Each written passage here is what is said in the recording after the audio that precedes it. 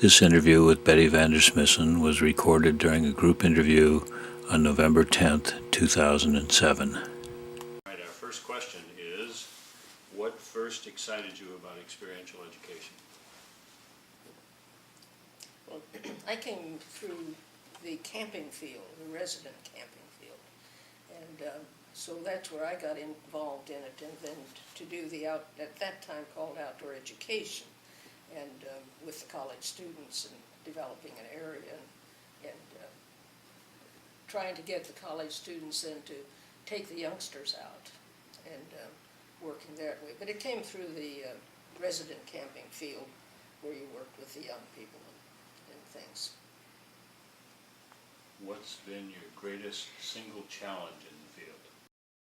I think coming with my background in the legal field, the biggest challenge I've had is to convey to the rest of the people that it isn't so risky, that the liability isn't there, that they think is there, because so many administrators say you can't do it because of the administration, because of the liability, particularly the challenge courses and things of that kind and some of the others.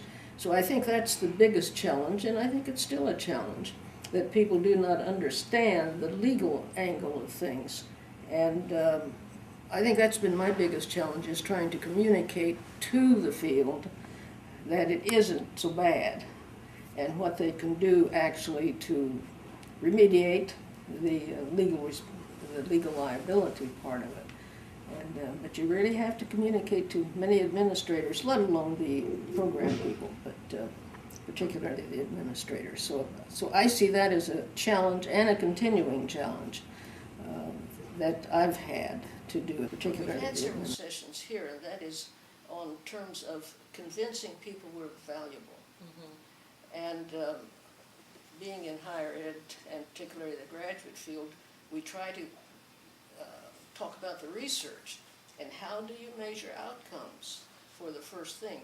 How do we know? How do you know in prison? How do you know on the youth at risk and just in the classroom that it's valuable? What are you doing? And I think we still lack some of that research and the know-how. And I know from one of the sessions here, one of the persons had sort of, we're in now a supervisory capacity and had to do some, and they just didn't know where to start in terms of how to measure things, because we get so caught up with our youngsters and doing things and things, and so we say, well, it's obvious. And someone like a supervisor for a program who might be a practitioner might be so divorced from research, not being in academics. That's right. And the academics are looking for what to research. That's right. And should be informed by the practitioners, but the two aren't having that conversation. Well, and just the methodology, if anybody goes on for their master's program, they really need to do a research project in order to do it later, and even some of the others, and I know that some of the people I've worked with at the master's level, one person came back and said, they wanted to charge us $5,000 to do this. I think I can do it, see, because of her background that she had learned in her master's program. And she was right, she brought the proposal.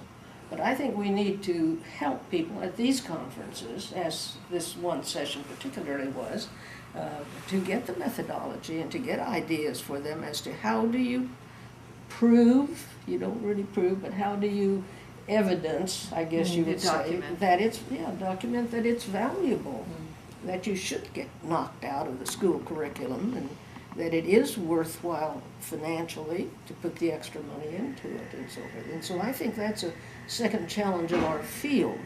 I used to say we shoot ourselves in the foot because we don't know how to do it, and then we don't come out with differences. And I think we do have differences, but we can't show them the way we're doing things.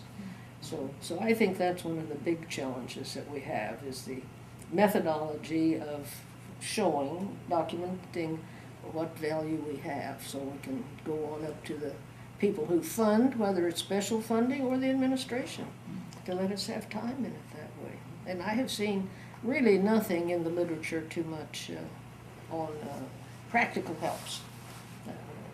So What's been your most personally rewarding aspect of experiential ed? Well, probably two things. One is what you folks have alluded to, and that is you never know who you're going to impact.